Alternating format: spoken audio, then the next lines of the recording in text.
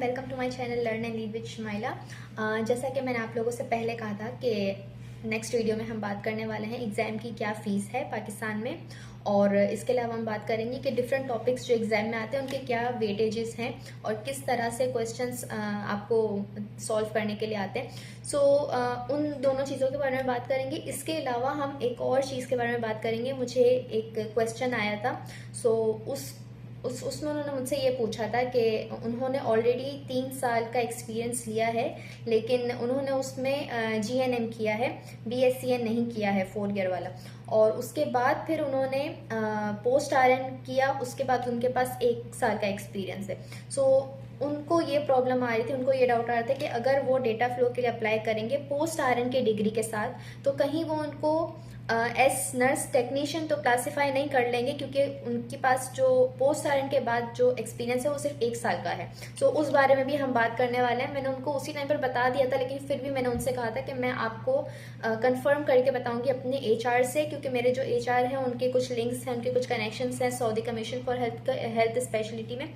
सो वो उनसे पूछ कर बता देंगे और मैं भी कंफर्म करके फिर आपको एग्जैक्ट चीज़ बताऊंगी जो सही इन्फॉर्मेशन है। सो हम उस बारे में भी बात करने वाले हैं। पहले मैं आपको बता दूं कि पाकिस्तान में जो फीस है प्रो मैट्रिक एग्जाम की कंट्री बेसिस पर डिफरेंट होती है। सऊदी अरेबिया के लिए आपको टोटल जो पे करने होते हैं फीस वो 80 to 100 यूएस डॉलर पे करने होते हैं। डेटा फ्लो के लिए आपके सऊदी रियाल में या तो 600 होते हैं या तो 900 होते हैं। सो टोटल आपका इस रियाल की बात कर रही हूँ, सऊदी रियाल में। लेकिन डेटा फ्लो में और दूसरी बहुत सारी चीज़ें हैं। उसमें आपको 3 ऑप्शंस होते हैं, या तो आप न्यू एप्लीकेशन करवाते हैं, या तो फिर आप डेटा फ्लो रिपोर्ट ट्रांसफ़र के लिए अप्लाई करते हैं, या तो फिर आप रिन्यूअल के लिए करते। तो उसके बारे में हम बाद में बात करेंगे।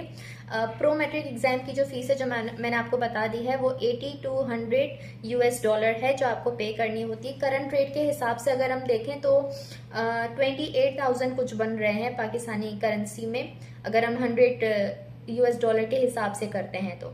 सो आप देख लें, इसके आसपास ही आपको फ़ी पेमेंट करनी होगी, और फ़ी पेमेंट जो है वो ऑनलाइन पेमेंट होती है आपकी क्रेडिट कार्ड से। फिजिकली आपको कैश पे नहीं करना होता, वो एक्सेप्ट नहीं करते हैं। आपके ममारिस प्लस अकाउंट से ही वो पेमेंट होगी, और आपने उसी में अपना जो अच्छा आपका जो कार्ड है वो इंटरनेशनल ट्रांजैक्शन के लिए ओपन होना चाहिए। ऐसा ना हो कि उसमें कुछ रेस्ट्रिक्शंस हो और बाद में फिर आपकी पेमेंट ना हो सके। सो आपने इन सब चीज़ों का ख्याल रखना है। दूसरा हम बात कर लेते हैं एग्ज़ाम के वेटेजेस के बारे में। 4 टॉपिक्स हैं, उसके वेटेज पहले मैं आपको बताती हूँ, और उसके बाद मैं आपको बताती हूँ स्ट्रेटेजी क्या होनी चाहिए एग्जाम की तैयारी के लिए। नर्सिंग फंडामेंटल्स में से 20% एग्जाम आता है, एडल्ट नर्सिंग में से 40% आता है, मैटरनल एंड चाइल्ड केयर में से 30% आता है, और लीडरशिप एंड मैनेजमेंट में से 10% आता है। अब ये जो 4 टॉपिक्स हैं, लोग क्या करते हैं, इनके साथ स्टिक हो जाते हैं कि हमको इसमें से तैयारी करनी है, हमको इसमें से तैयारी करनी है, और वो लोग क्या करते हैं, एडल्ट नर्सिंग में से 40% आता है तो वो लोग सारा टाइम उसी में दे देते हैं। एडल्ट हेल्थ नर्सिंग में जो भी उन्होंने अपनी क्लासेस में पढ़ा होता है उसी के ऊपर सारा ध्यान दे देते हैं कि ये बड़ा वेटेज वाला है तो हम इसके ऊपर ज़्यादा ध्यान देंगे। देखिए, तैयारी करने का तरीका ये नहीं होता है, ये कुछ हद तक आपको हेल्प करता है, लेकिन अगर आपको एग्जाम पास करना है 100% स्ट्रेटेजी के साथ तो आपको अपनी स्ट्रेटेजी चेंज करनी पड़ेगी। मैं आपको अपना केस बता रही हूँ। मैंने सऊदी अरेबिया में आके जब एग्ज़ाम दिया था तो ऑलरेडी मैंने अपनी जॉब यहाँ स्टार्ट कर दी थी, जो कि आईसीयू में थी, और क्योंकि मेरा जो हॉस्पिटल था वो बॉर्डर पर था तो वहाँ पर ज़्यादातर सोल्जर्स आते थे, ज़्यादातर जो है गन शॉट के पेशेंट्स आते थे, डिफरेंट काफ़ी क्रिटिकल पेशेंट्स आते थे, और हमारी ड्यूटी 12 to 14 आवर्स हो ही जाती थी।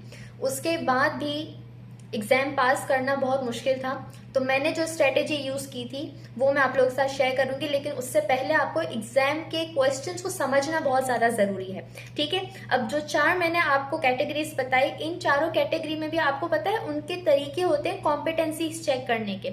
मैं अपने वीडियो के लिंक में वीडियो के जो डिस्क्रिप्शन है उसमें लिंक भी शेयर कर दूंगी, आपने वो लिंक जाके देखना है, आपको पूरी इन्फॉर्मेशन मिल जाएगी जो कि सऊदी कमीशन एग्ज़ाम की तरफ से है, और उसमें आपको पूरी डिटेल मिल जाएगी ऑफिशियली कि वो किस तरीके से चेक करते हैं, आपको कौन कौन सी कॉम्पिटेंसी के हिसाब से असेस किया जाता है।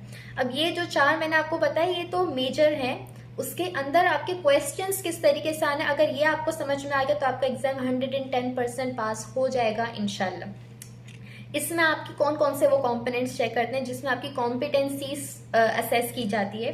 Professionalism, patient centred, evidence based research, management skills, quality and safety, health education, communication and information technology. अब ये जो कॉम्पिटेंसीज हैं इनको किस तरीके से रिलेट किया जाता है इन 4 मेजर कैटेगरीज के साथ, इस हिसाब से क्वेश्चंस आते हैं। अब अगर आप देखें, हम बहुत सारा ना कोशिश करते हैं कि हम ज्यादातर टाइम जो है वो एडल्ट हेल्थ नर्सिंग पर डाल दें क्योंकि उसका वेटेज ज्यादा है, लेकिन उसमें भी क्वेश्चंस किस तरह से आएंगे, क्या चीजें उसमें चेक की जाएगी, अगर वो आपको नहीं पता होगा तो ये जो आपने इतना टाइम यूज किया है 40% के लिए, वो सारा वेस्ट जाएगा।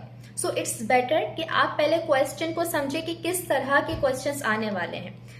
वीडियो के लिंक में, वीडियो के डिस्क्रिप्शन में मैंने जो लिंक दिया है वो जाके आपने देखना है। उसमें टोटल आपके कितना वेटेज है, कौन कौन सी कॉम्पिटेंसीज आपकी चेक की जाएगी, ये पूरी PDF फाइल मैंने उसमें शेयर करी है, तो आपने इस बात का ध्यान रखना है।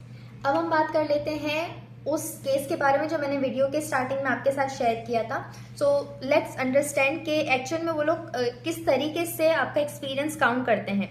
उनकी ये इन्फॉर्मेशन तो सही थी कि अगर 1 साल का एक्सपीरियंस है तो उसकी बेसिस पर उनको नर्स टेक्नीशियन की कैटेगरी में क्लासिफाई किया जाता है, नर्स स्पेशलिस्ट में नहीं।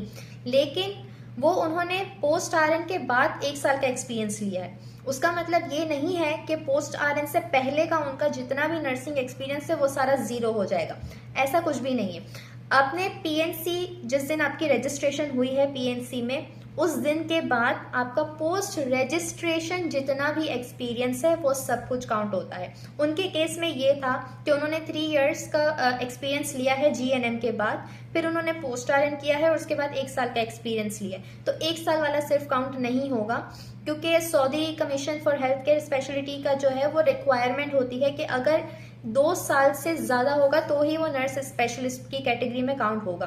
2 साल से कम एक्सपीरियंस होगा तो फिर वो उसको नर्स टेक्नीशियन में कंसीडर करेंगे। लेकिन इनका ऑलरेडी पोस्ट RN से पहले नर्सिंग सर्विस से रिलेटेड एक्सपीरियंस है जो कि काउंट होगा। तो जितने भी ऐसे लोग हैं जो डाउट कर रहे हैं, जो कंफ्यूजन है जिनको कि पोस्ट RN की डिग्री हमें काउंट करनी चाहिए या नहीं करनी चाहिए, सो इट्स अ यस, आपको पोस्ट RN की डिग्री काउंट करनी है अनटिल और अनलेस आपको एक बात का ध्यान रखना है कि आप जितना भी एक्सपीरियंस आपके पास है, पोस्ट RN से पहले का भी और पोस्ट RN से बाद का भी, जितना भी आपके पास एक्सपीरियंस है वो सब के आपके पास एक्सपीरियंस लेटर मौजूद होने चाहिए, ताकि आप क्लेम कर सकें कि आपके पास इतने वर्किंग आवर्स का एक्सपीरियंस है, क्योंकि एक्चुअल में वो वर्किंग आवर देखना चाहते हैं कि कितना ज्यादा उन्होंने सर्विस प्रोवाइड की है। सो इस बात का आपको ध्यान रखना है। मिलते हैं हमारी नेक्स्ट वीडियो में, उसमें हम और ज्यादा डिटेल में बात करेंगे कि प्रो मैट्रिक एग्जाम के लिए आपको कौन कौन सी चीजों का ध्यान रखना जरूरी है, प्लस एग्जाम में कितने क्वेश्चंस आते हैं, पासिंग मार्क कितने हैं और किस तरीके से आपको तैयारी करनी है प्रो मैट्रिक एग्जाम की, उसके लिए भी हम टिप्स एंड ट्रिक्स शेयर करेंगे। सो बने रहे हमारे साथ, जितना हो सके अपने फ्रेंड्स के साथ शेयर करें, और इस तरह के और भी कोई क्वेश्चन वगैरह आपको होते हैं तो आप मुझसे पूछ सकते हैं, कोई प्रॉब्लम नहीं है। मैं आपको कंफर्म करके बता दूंगी अगर मेरे पास इन्फॉर्मेशन नहीं भी हुई तो भी।